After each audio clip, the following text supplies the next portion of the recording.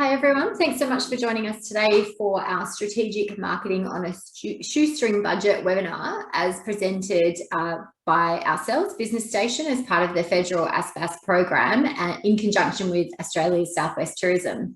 Now, my name's Kristy Bailey. I'll be taking you through the webinar today. I run a marketing business on a daily basis, so a lot of what we go through today are things that I do on a day-to-day basis. But before we get started, I'm just going to introduce Malcolm from Australia's Southwest Tourism, just to say a few words on behalf of ASW.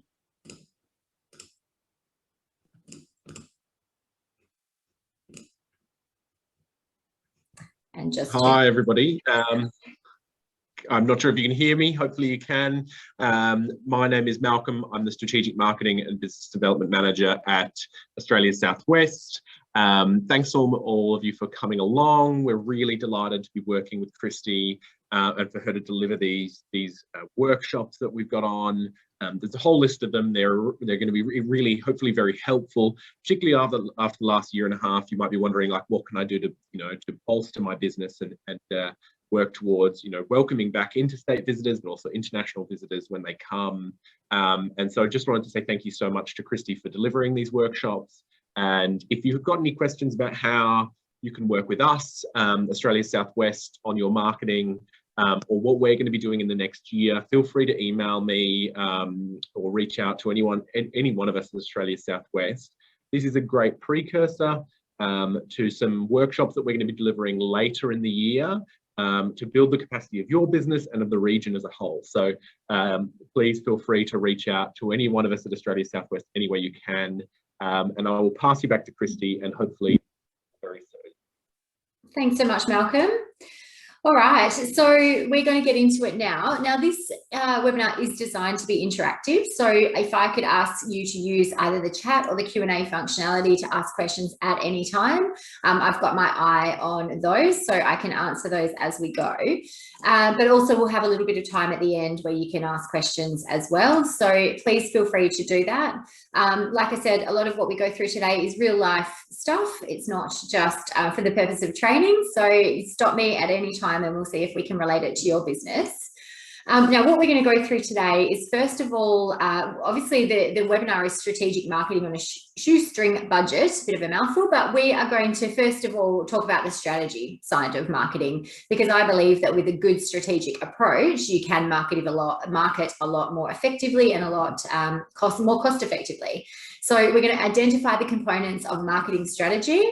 We're going to talk about a marketing plan and how a strategy can tie into your marketing plan and have those financial benefits. We'll identify a range of low-cost marketing tactics that you might be able to implement within your own business. Plus, we'll have a look at the importance of measuring and controlling your marketing activities, just to make sure that you're actually producing sales from the marketing spend that you're investing, and that you're spending your money the most effective way. Now, first of all, to define marketing, well, marketing really is anticipating the needs and wants of targeted customers and managing the process through which those needs and wants are satisfied. But in doing so, you really have to do that profitably. So a key word here is targeted. You have to know exactly who you're selling to so that you can know their specific needs and wants, and therefore provide them exactly what they want and provide it to them, where and how they want it. So one of the key elements in today's webinar is looking at the theory that successful marketing doesn't have to cost your small business significantly, but you absolutely need to know the results of what you're doing so that you can ensure that you're spending your money in the right areas. And if there are cases where you're not spending money in the right areas, how you can divert those funds to more effective means of advertising. Sorry, this is where the strategic planning comes into it. So a lot of small business owners create a business plan when they start up, but with the day-to-day running of the business, a lot of time can go by before you refer back to that plan, if you refer back to it at all.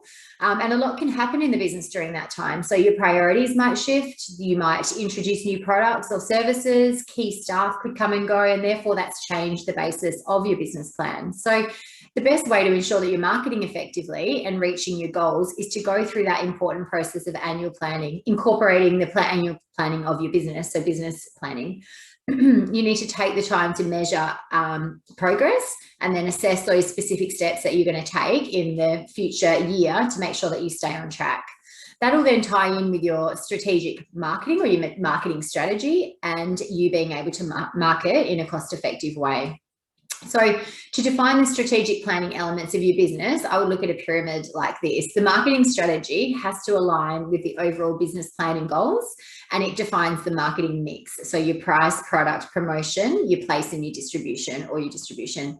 The marketing plan is just simply the implementation of it all. So allocating your marketing resources, your resource allocation and implementation, and then obviously your budgeting. So what is a marketing strategy? Well, it's a selection of a course of action that involves really specific customer groups, communication methods, distribution channels, and pricing structures. So it's a combination of target markets and market mixes. So you'll hear me talk a lot about target markets today. You'll probably get sick of the term, but that's okay. But it is a really key element of what we're going to go through. Huge advantages of strategic marketing is that it really allows you to find and use what really works and then stay completely focused. For most businesses, developing a marketing strategy seems to come with a lot of overhead or with a concern that it's, you know, too big a task to take on yourself.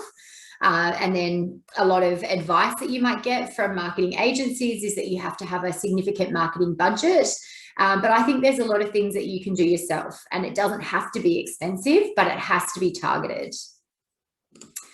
Okay, so we're going to talk first about the strategic planning. Now, strategic planning is an extensive process. For me personally, to develop a strategic marketing plan, it will take a number of weeks to obtain a range of different pieces of information. Then you have to analyze that information. You'll have to go back and forth, and then ultimately you'll develop a strategy around everything that you've learned. So in my marketing strategy or in my strategic planning document, I would incorporate all of the elements that you see on your screen now. So first of all, I would incorporate a SWOT, your strengths, weaknesses, your opportunities and threats, and really defining those for your organization. Now, as a business, I would ask many people to complete a basic SWOT analysis so that you get a lot of different points of view. So what you think as a business owner, maybe behind the scenes, could be different to what someone that's front of house sees. Or it could be that, you know, you are front of house and running the business, but someone that's, you know, involved in maintenance or cleaning or absolutely any element of your business has a completely different point of view. And I think they're all really relevant. The more information you could obtain on what is perceived to be your business's strengths and weaknesses and opportunities and threats that may be presented to your business are really important. Now, with a SWOT, keep in mind strengths and weaknesses are internal factors and opportunities and threats are external factors. So any external factors that have the ability to impact your business positively or negatively. Then a pest analysis is the next document I would complete. And again, a table or just a list outlining these various areas. Now, a PEST is an acronym that stands for political, economic, social, and technological. Now, you can extend that to include environmental and legal. And in most cases, all 6 elements will be relevant to a business, but a PEST at the bare minimum is important to know. Now, this is information that you will obtain about your environment, whether it be the political environment, the economic environment, whatever one of those factors it is. Now, it might not be that you can do anything about those factors at all, but it's really important to know what they are and how they have the ability to impact your business. And again, it could be positively or negatively. Now, your competitor analysis is absolutely crucial, and I would do these 6 monthly to annually. Obviously, identifying who your competitors are, your direct competitors. It could be competing destinations. So in the case of tourism, you might be a small property in the southwest, but you could have a competing a property that's not in the same area but a competing destination. So people will choose, do I go to this destination or that destination? So it's really important that you identify direct and indirect competitors. Now, think about when you're doing a competitor analysis, write down everything that you know about them. So who they are, what their capacity is, what their strengths are, what their weaknesses are, and what perceived value they give to customers. Then a sales analysis, so analyze your own sales results and planned growth areas. So how have your sales been? Obviously last year was a bit of a strange year from a tourism perspective because of COVID shutdowns and no visitors to the region and that kind of thing. So maybe look at 3 years going back to 18, 19, 20, 21, or at least 19, 20, 21. So you can start to look at what your sales have been, tracking that month by month so that you can compare year on year. And then look at where you've perhaps declined or you've increased or where there's opportunity for growth. Now that will be in your own format. There's no set format for your sales analysis. You may already have monthly reporting or you may have some kind of documentation, but it absolutely has to be incorporated into your marketing strategy so that you know you make an informed or an educated analysis. You need to define your unique selling proposition. So this is really important. It should have happened at the time of your business planning, but as you're doing your competitor analysis and looking at your strengths and weaknesses, something new might emerge, and it should be continually changing as you adapt to suit new markets. So what is it that you're pitching to your target audience? What is it about your business that is truly unique and therefore makes up your unique selling proposition, what you're proposing to clients or customers? You'll define your target market, and I will go into target markets in more depth shortly, because I think that really is the core of what strategic marketing is all about. I'll also talk more about your marketing mix, your 4 Ps. But another part of your strategic planning should be your financial analysis, so your budgeting. So what budget do you have for marketing? Now, I get that question all the time. How much should I budget for marketing? A benchmark is between 4 and 10% of your gross revenue should represent your marketing spend. So it's said that 4% will maintain your position, whereas up to 10% will grow that position. But in tourism and in small business, it's not always relevant to just look at a percentage of revenue. So what I do when I'm looking at a marketing strategy for any client, particularly in tourism, is to look at what you've spent in the past. So if I came into your business and I said, all right, you need to spend 200 grand on marketing and that will get you a lot more sales, but in the past you've only spent $50,000, it's not going to be sustainable and it's not going to be realistic for me to ask you to spend 4 times that. So you really have to go based on what you've spent in the past, but do have a look at those benchmarks and have a look at where you sit in that benchmark. Are you close to the 4% or are you well over the 10%? Are you spending too much perhaps? So really consider that. When you're budgeting for marketing, you really have to look at what you spent in the past, look at those benchmarks, look at the demand that you're hoping to increase, or how much it's planned to increase. And that will tie into your pricing and your promotional strategy. So where are you advertising? There might also be expenses associated with marketing. You may have to employ, someone to do some digital work for you or some graphic design, that kind of thing. So make sure you factor those in your marketing budget. And also looking at cash flow.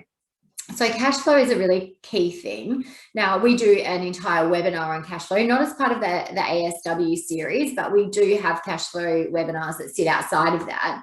Cash flow is so important because particularly with seasonal businesses, you might be quiet in winter, busy in summer.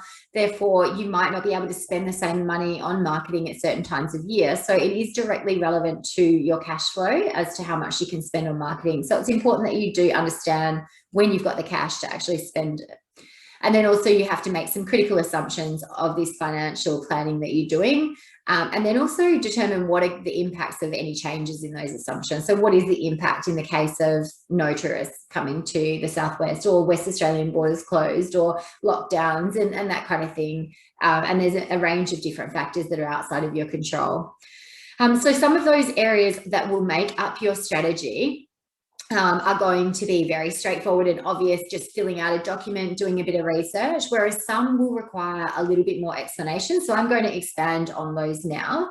Just keep in mind that developing a marketing strategy, I've just whizzed through, you know, basically what it incorporates in a couple of minutes. So it makes it sound nice and easy, but it is a lengthy process, but it's absolutely something you can do yourself. All of the research that you would do, a lot of it's internal, a lot of it's desktop sort of research. There's a lot of information available through your membership, through ASW, through Tourism Western Australia. There's a ton of different research documents on target markets, on you know, statistics of visitation to your region specifically.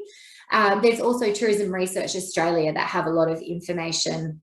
And then there's the Australian Bureau of Statistics. So when you're looking at visitor spend and that kind of thing, there's a lot of information there.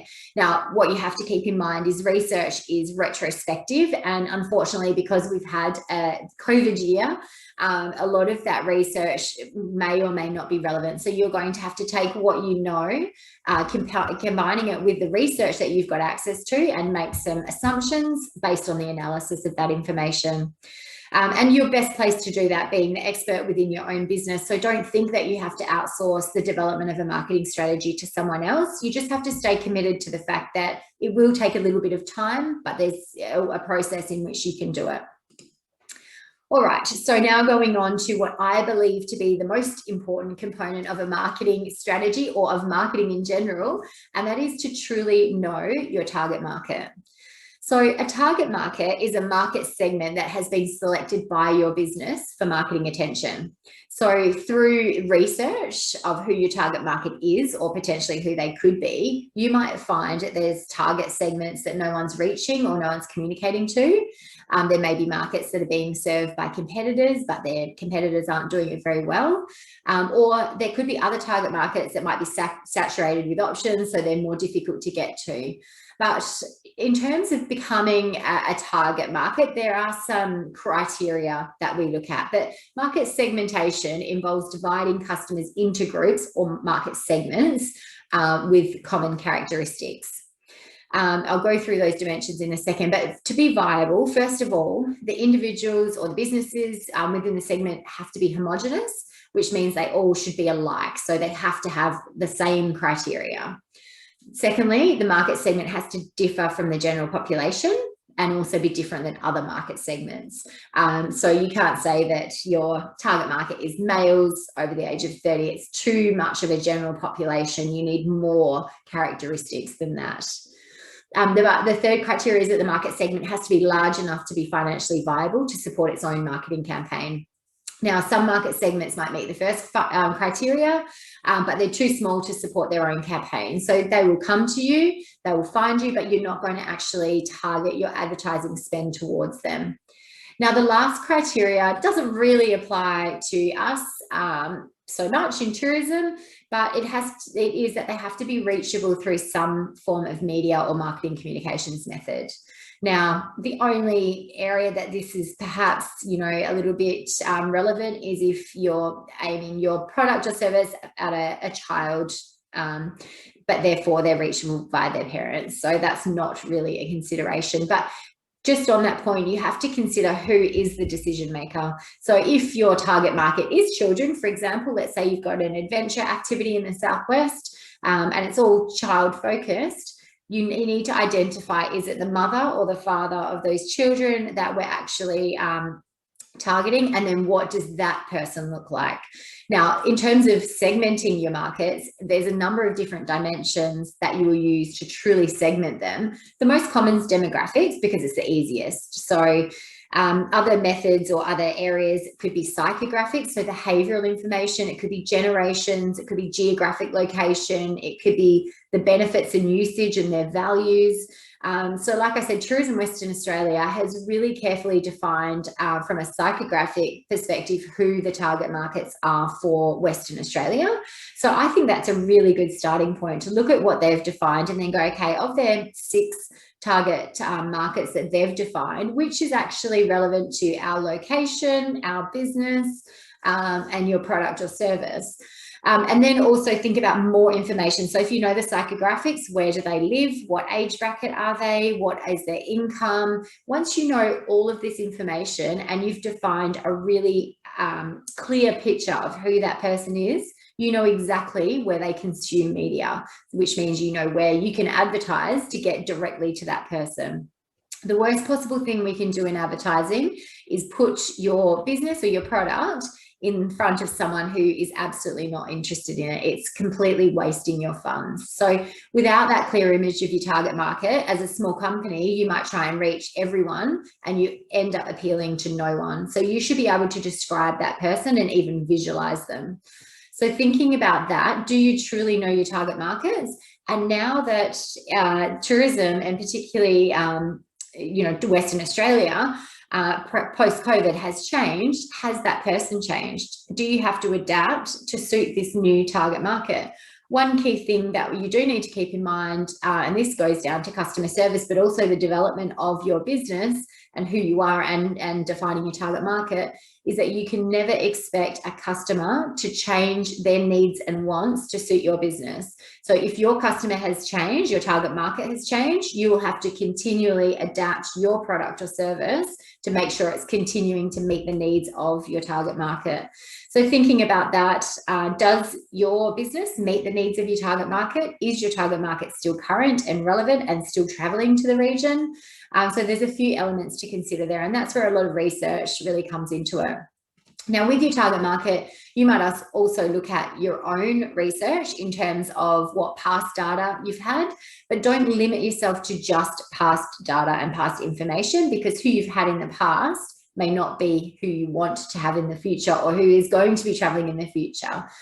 So there's a few considerations there. And this is by far the most time-consuming component of developing your marketing strategy. But like I said, I believe the most important. All right, so once you've defined that, the next thing we're going to expand on is your marketing mix. So your marketing mix are those controllable factors that have been chosen by you to satisfy these customer needs. So you have to know what your customer needs are. Now, the 4 controllable factors are product, price, place, and promotion. Now, there's also talk of 7 Ps if you include people, processes, and physical environment. People being staffing and customer service, processes being your operations, and physical environment, obviously self-explanatory. But today we're only going to talk about the 4. Now, products being the first one, thinking about your product range. Does your product, what is your product range, first of all? Does it suit those who you've identified as your target audience? And as I mentioned, you could get to this point and go, do you know what, I've got a new target market. I really need to adapt my product now. Because it's just not meeting the needs of who this target market is. You might need to make changes to appeal to them. You might need to look at your product range and go, all right, well, I've got 4 different things on offer here, but it's really hard for people to determine between product A and B because they're so similar, plus they're very similar in price. So having a look at how your products sit alongside each other. Now, we are also going to do, as part of this series, a webinar on product development. So keep an eye out for that, and that we can go right into developing products for tourism as well within that. The next element is price. So how does your pricing suit your target market, particularly if your target market's changed? How does your price compare to competitors? How does each price of your product range look alongside each other, like we just said? Also, does your pricing allow for enough profit? So that's a key thing. I continually work with businesses, particularly in tourism, and I say, what's your most profitable product or service? And they're like, oh, they don't really know because they're looking at the end of the year. Is there a profit? Is there a loss? How have I done? But really knowing which product is making you a good profit and if your pricing is working. In some cases, you might need to increase your price. You have to look at, in terms of pricing and setting your pricing, what are customers willing to pay? What are your competitors doing? And are you covering costs and making a profit? So you have to look at all 3 elements. So when you're looking at your price, you might go back to your competitor analysis. You'll go back to your products and start defining how you've come to the pricing that you've come to and if it's relevant and makes sense. Now, place is your distribution. So where do people look for your product or service? Is it online? Is it direct or through agents? Think about how you can access the right distribution channels. Do you wholesale your products? Now, a lot of tourism businesses, particularly small businesses, don't like working with wholesalers and agents that take up to 20, 25, in some extreme cases, even 30%. I think they are an absolutely great avenue, because from a place perspective and then a promotional perspective, unless you're going to advertise, for example, on the East Coast or internationally, you are letting them do the work for you. So these wholesalers are providing brochures, they're providing the ability for your product to be booked on a global level. So I would say that think about working with a wholesaler as a marketing spend, but make sure your price allows for it. You don't want to sort of begrudge every international visitor that walks through your doors that's been booked by a wholesaler because you're losing money on them. You want to make sure that your pricing does allow for commissions. Now, wholesaling is very common in all businesses, whether it's food, wine, absolute beauty products, absolutely anything. So tourism is no different. We should really embrace wholesalers and definitely work with trade. But make sure that your pricing allows for it, so that when they come through the door, you're happy, you're comfortable, and you know that you're still making money. So that's a really key thing. Now, promotion is really straightforward. This is just, what is your strategy around promoting your products or service? Where will you market? How are you going to get to your market if you're attracting consumers direct? Where specifically do they consume media? So that or advertising, that ties in with knowing your target market.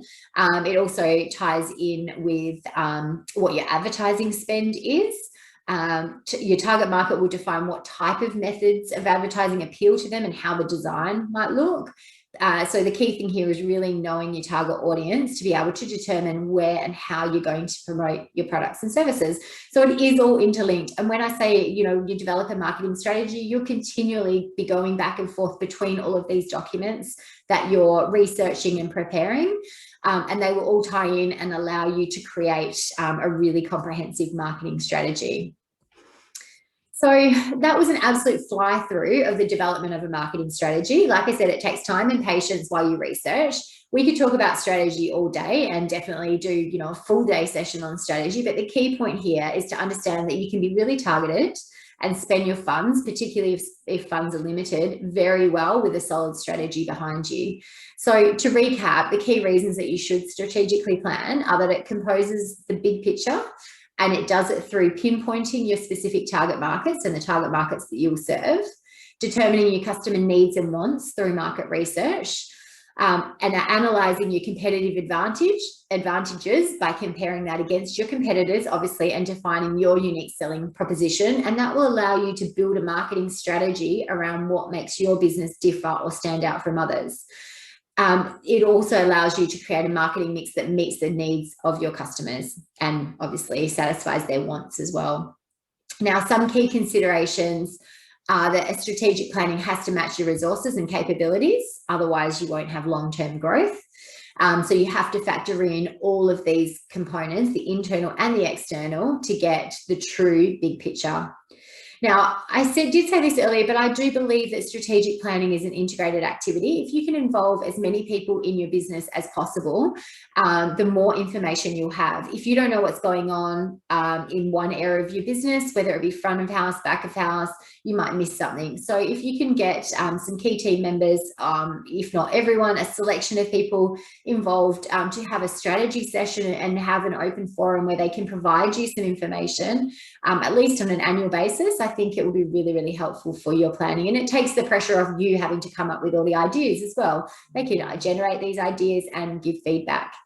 Now, if you're marketing, if you're the one marketing, you have to fully understand what you're doing can impact other areas of your business as well. So that really is the most important element of marketing on a shoestring budget. If you know exactly who you're talking to, what products they want, where they consume media, e.g. where you should advertise, then no marketing dollars should be wasted. So now we're going to start looking at some specific low-cost marketing activities.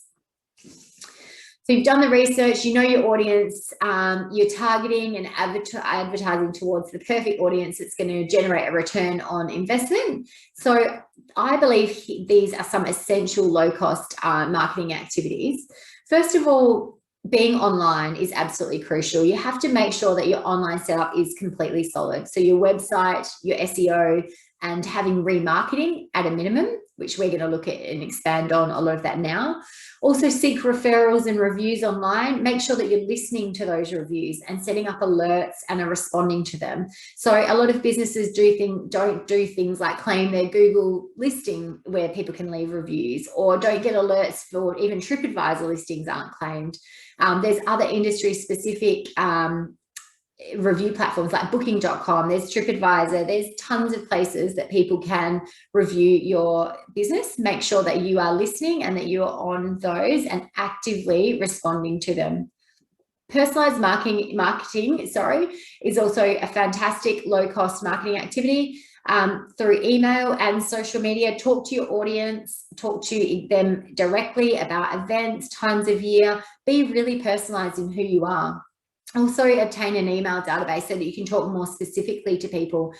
In tourism, we gather information to be able to make a booking, and that can include names, postcodes. It can include obviously email addresses, phone numbers, that kind of thing. So you do have a lot of data. Make sure that that data is going over to an email marketing software or database of some sort. So that you can give them products and offers that are tailored to them. Now, in terms of obtaining new customers, you obviously will continually need new customers. Once you've got them in, they cost very little to keep, subject to your customer service, of course.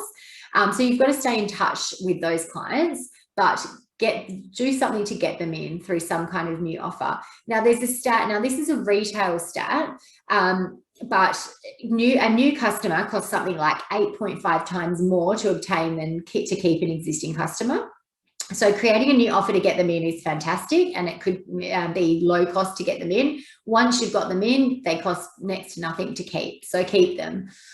Your USP is absolutely crucial. You need to nail your unique selling proposition or your value proposition, and then focus on developing content that really highlights that and storytell with that content, with that unique selling proposition. That doesn't cost anything to define it, but it speaks directly to your target market. So it's absolutely crucial that you get that right and communicate it everywhere and anywhere. PR is crucial as well. You need to be your own PR advocate. We do have media and PR training, a webinar just like this. So keep that in mind to keep an eye out for that one.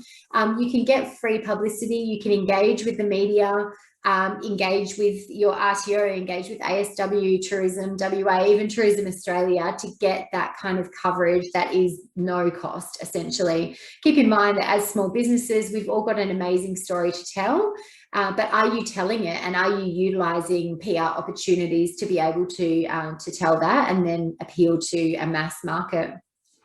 Another low-cost marketing opportunity is to sponsor events, or even charitable donations. The key thing here, and I know in tourism you get inundated with requests, whether it's the local footy club or if it's someone big. What you need to do here is make sure that the target market of the sponsorship organisation, whoever that might be, whether it's an event or just a database, make sure that they perfectly match your target market. Therefore, you're speaking to the same people. So let's say your business is suited to the over 60s, and obviously a few more characteristics to make them a true target market, but let's just use that one. Then a local footy club asks you to sponsor the juniors footy club sausage sizzle.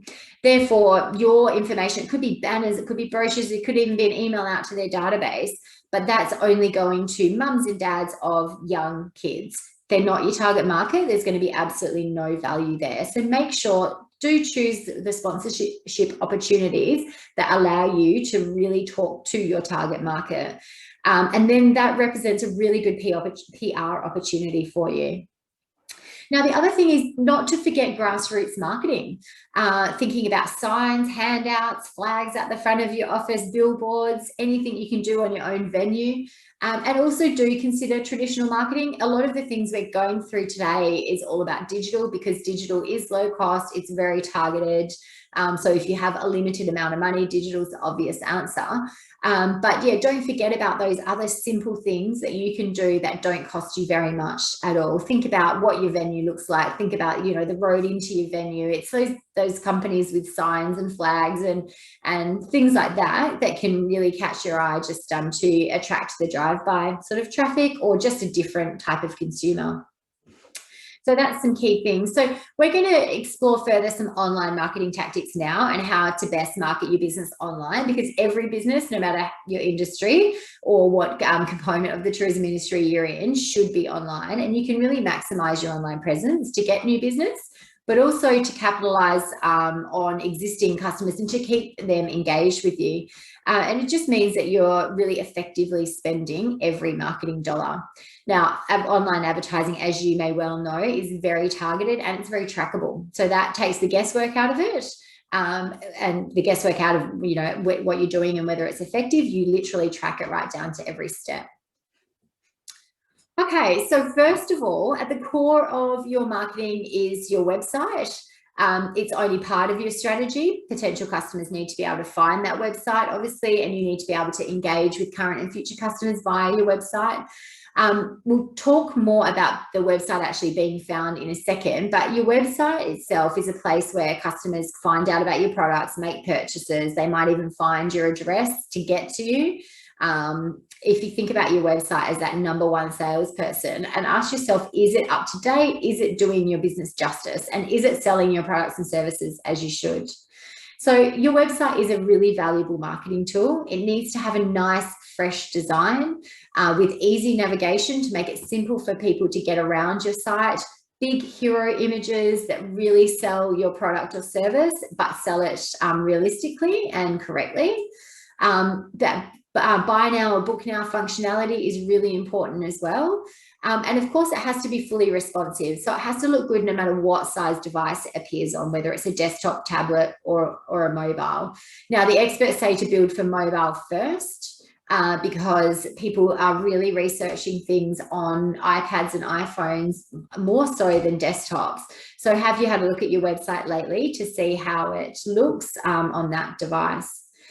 Also thinking about content. Is there plenty of content on your website? You don't want too much content that it's overwhelming and it's just like a massive story that people have to read to find basic information, but they have to have enough information and make sure that that content flows and it does tell your brand story.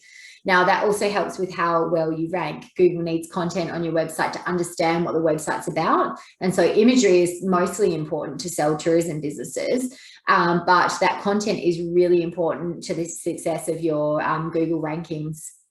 So everything about your website should be speaking to and aimed at your target markets. I'm going to say it again. So everything from design to colors to fonts to technology and functionality, it's all about who you're aiming your marketing towards. So go back and look at your defined target market and make sure your website actually appeals to them.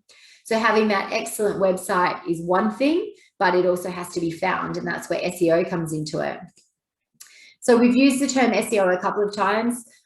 You may not, or you may know what it is, you may not, but it's search engine optimization. So very simply, it's a process of improving your site to increase its visibility for relevant searches. So for SEO to be effective, you have to do keyword research. So you have to know who it is or what it is that people are searching to actually get to your site.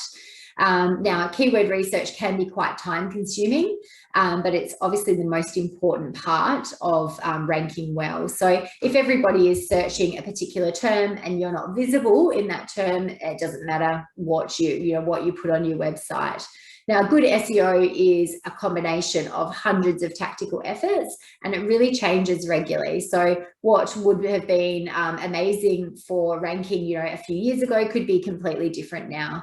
So keep in mind, it takes time. Allow at least a few weeks to a month to see results because it's constantly changing. So web bots crawl your website and read the information that they see and then basically put it into their own database. And as people search relevant terms, the sites that are most relevant to that search term will come up. So SEO incorporates on-page and off-page SEO. So we're going to go through a few of those elements now.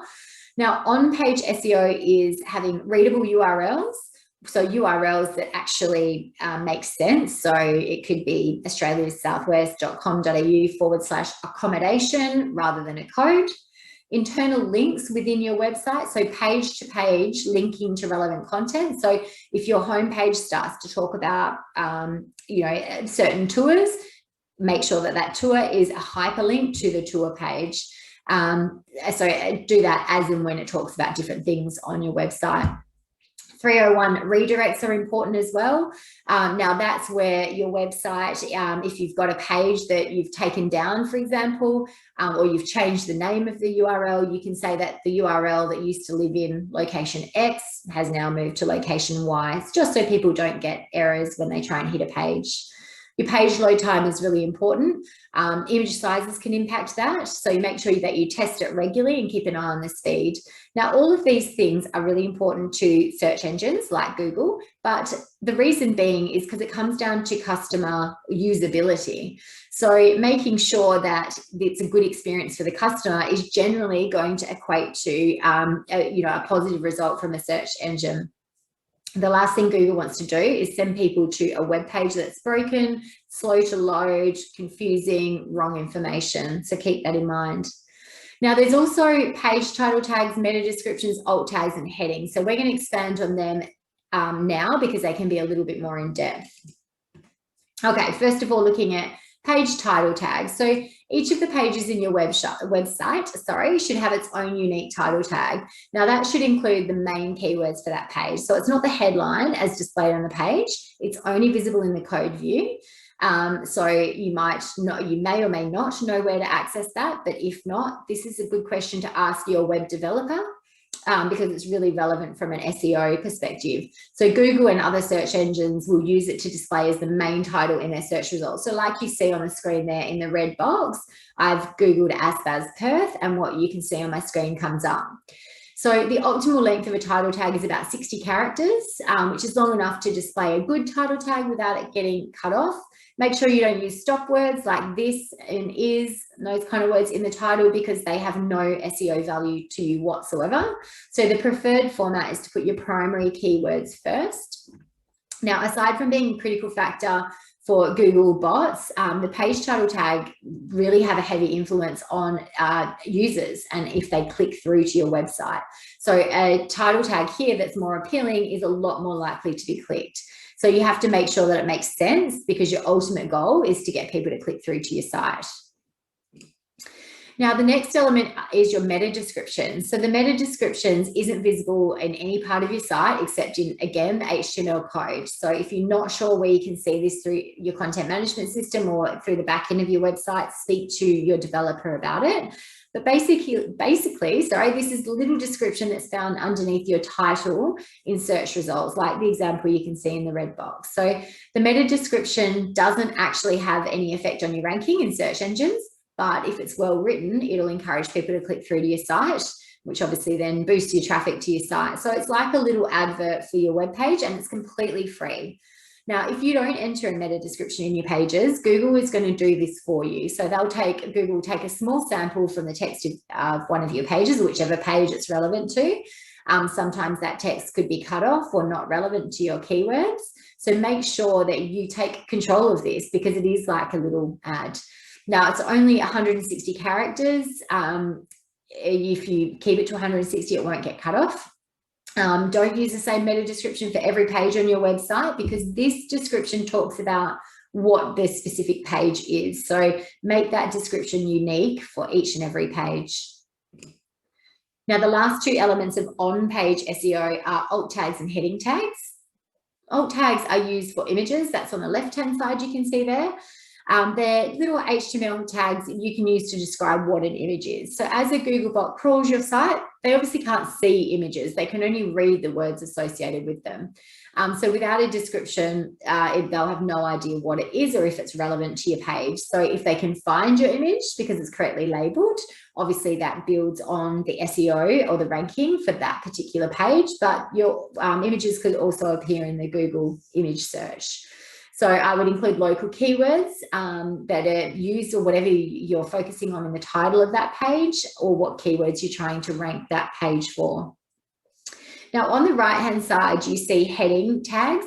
Heading tags are important for SEO because they help the reader to determine the importance of your content, but also Google will determine what the content on your page and how important it is to that particular page. So as a user, you'd glance over a page and you'd see the larger the heading, obviously your eyes are going to be drawn to that specific topic. As you break up the content on a page with these headings, it's again an indicator of context on what the page is and how does it relate to what the content is. So heading tags all carry different weights, with the H1 tag being the most important, and then it scales down from there. So the way you should think of it is that your H1 tag should be what your the entire page is about. Then H2, H3, H4 should be about what the various sections or paragraphs even are about. So keep that in mind. Definitely have a look at this in the back end. Again, if you don't have access to the back end, ask your developer, about their heading tags, and make sure that you've got them, the relevant heading tags within the back end of your website. Now that's on-page SEO. Off-page SEO or off-site SEO is any actions taken outside of your own website that impact your rankings within search engine results. So off-site or off-page SEO should make up the majority of your SEO strategy because it really helps build the credibility of your website. So you want your website to rank above others that have similar messages. So in order to achieve that, you have to build your website's authority. Now, link building is obviously, a key part of that process. Now, that's getting external pages to link to a page on your website. Now, building links can be complicated and time-consuming. Not all links are created equal. So a link coming from a more authoritative website to your website is going to have a lot more weighting than a link coming from a newly built or a low-quality website. So links from sites like westernaustralia.com, even the Australia Southwest Tourism website are going to have, they're very authoritative sites. So they're going to be very good value for your business, but also think about, some online business listings that you've got, any other memberships. Generally, a link should come from a trusted and a reputable site, and there should be some human intervention to get that link. So you should have had to speak to someone, sign up a membership, some kind of exchange between the two of you.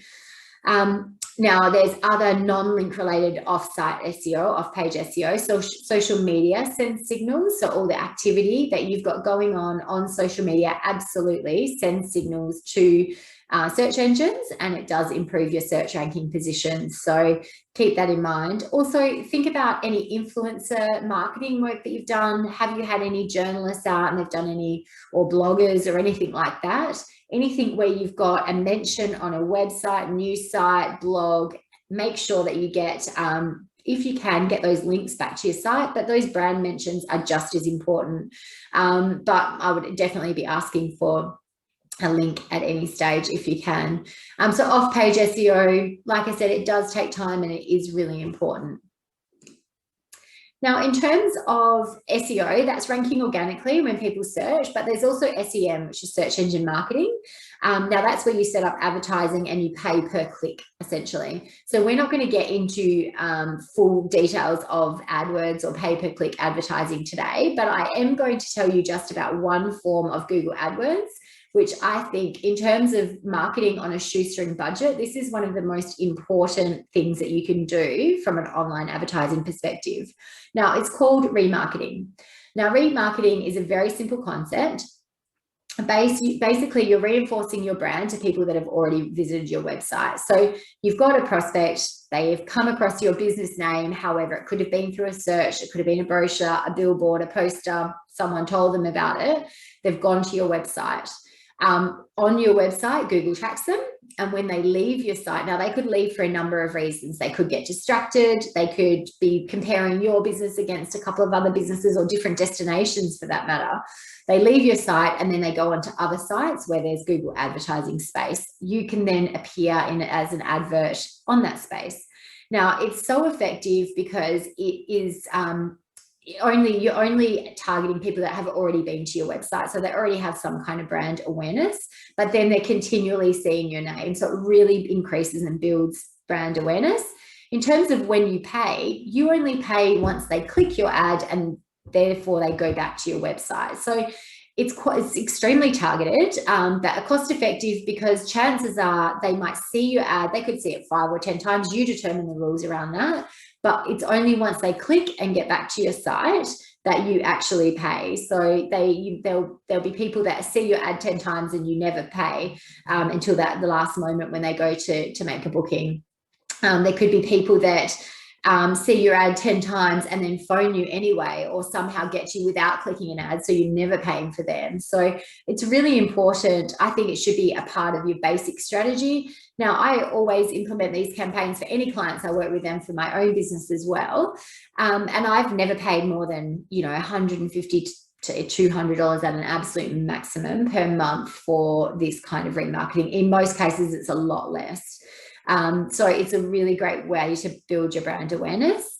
There's a bit of setup involved. You need some display ads. Obviously, your ads will display as little banners. They could be pop-ups. It depends on where they're going to be shown. It's all done through Google AdWords, but highly, highly effective. So yeah, definitely consider this as part of your digital strategy. Now, a very critical part of marketing effectively and doing so on a limited budget is controlling and measuring your marketing. So essentially, you'll define the method of measurement before you launch any advertising. So make sure you keep that in mind. Let's say you were to do a handout of vouchers. How are you going to measure when somebody actually makes a booking as a result of that voucher? It could be a voucher code. It could be that they have to go online to a website, and therefore you're tracking them once they get to a specific landing page. But before you launch any advertising, define how you're going to actually measure that. So when you're in the process of looking at your marketing and controlling and measuring it, evaluate all of your marketing activities. You will have defined your measurement before you launch any advertising. Once they're launched, compare your goals and results and identify any deviations that might have occurred. Now, there could be a range of causes of deviations. It could be your fault because the advertising didn't appeal, the market was wrong, or it could be something completely beyond your control. Let's say that you're very weather dependent. You had an amazing campaign, it got lots of results, but you didn't get any bookings because at that particular time there was a major weather event or something like that. So sometimes it's, your issue in terms of the marketing wasn't quite right. Other times it's something beyond your control, but it's really important that you identify the cause of any deviation in your advertising and what your forecasted results were. Once you've identified that, formulate a new plan and an action that corrects any problems if the problem is correctable, or if it was going amazingly well, exploit opportunities. It might be that you need to add more budget to something that you've got going on, or increase your daily spend or whatever that might be. Make sure you really exploit those opportunities. Now, with marketing, particularly with digital marketing, or to stay true to marketing on a limited budget, make sure you do stay disciplined and follow the price and quantity objectives that you had, otherwise make changes. So keep in mind that conditions can change, like I said, and it can be beyond your control. If they do, make sure you make a note of that and then adapt the marketing plan to fit conditions. So for instance, bad weather, lockdowns, they might make you revise the quantity objective in sales if you fail to achieve a particular sales target. As long as you're making note. And so next month, when you go to do a similar campaign, you can go, all right, well, we did that campaign, we spent X amount of money, but didn't achieve our results because there was a lockdown right in the middle. You've got it recorded. You know exactly what you're up against next time you advertise. I believe the best marketing plan is one that is reviewed often. So make sure that when you're developing a marketing strategy, it's not designed to be a sit-on-the-shelf document. Your marketing plan that ties into that has to be reviewed continually. When you learn a lesson from one thing, carry it over to the next year, next month, and make sure that you're adapting as you go. Now, you do that through reporting. Reporting on a range of different things. So you might be wondering what you should measure. I would recommend at a minimum you set up monthly reporting. Now that monthly reporting should measure sales and leads. So look at your total sales for that month. Now, it might be sales for the month as in bookings made in that month, or it could be, I would compare both. I'd compare by booked date, and by travel date. So I'll record both. You might know, and through that, you might identify that June is a massive month for bookings, but it's all for the July school holidays, or it's all for even the December school holidays. So make sure that you're recording both booked date and travel date. Separate out specific products and services. Look at what you've spent on marketing in that particular month as well. So what was the cost associated with your lead acquisition? Look at your conversion rate. So how many inquiries did you get versus actual bookings? In terms of your website, I would look at web statistics from unique users, sessions, average page views is important. The more page views, the more engaged the customer is. Look at goals. If you've got website goals set up, like actual purchases or completing contact page forms or anything like that, consider that. And look at your referral traffic. So referral traffic is in your acquisition area of Google Analytics. Absolutely look at that. It's fascinating. So it's something I look at monthly. You'll find that a lot of your referral traffic will come from the Australia Southwest website and from your Tourism in Western Australia, westaustralia.com website. And that really justifies, you know, what they're doing from a marketing perspective. But there could be other websites that are referring traffic to you that you're not aware of either. So let's say you're a tour operator and a local hotel has put a tour operator page on their website, and all of a sudden you're getting all these hits from it. It's good to reconnect and, you know, say thanks to them or try and strengthen the relationship, and potentially exploit that opportunity further. So thinking about that, absolutely report on referral traffic. Then also report on your social media stats. So look at engagement per post. How many posts you've done is important, but making sure that you've got that genuine engagement on each and every post is absolutely crucial. All right, so that wraps up today's session on strategic marketing on a shoestring budget. So I hope that makes sense to you, and I hope there's some things that you can take out of it to improve your marketing or improve your marketing spend, I guess. I'm going to stay online now and answer any questions. So please drop them in there if you do have any. I really appreciate you joining the session. Don't forget, we've still got another 5 webinars as part of the Australia Southwest session, webinar series. You can also book a one-on-one appointment with me. Now, your first appointment is completely free, but you've only got up till 30th of June to do that. So please reach out if you would like to do so, and hopefully I will see you at the next webinar. Like I said, I'll stay online now and answer any questions, and we'll go from there, but thank you again.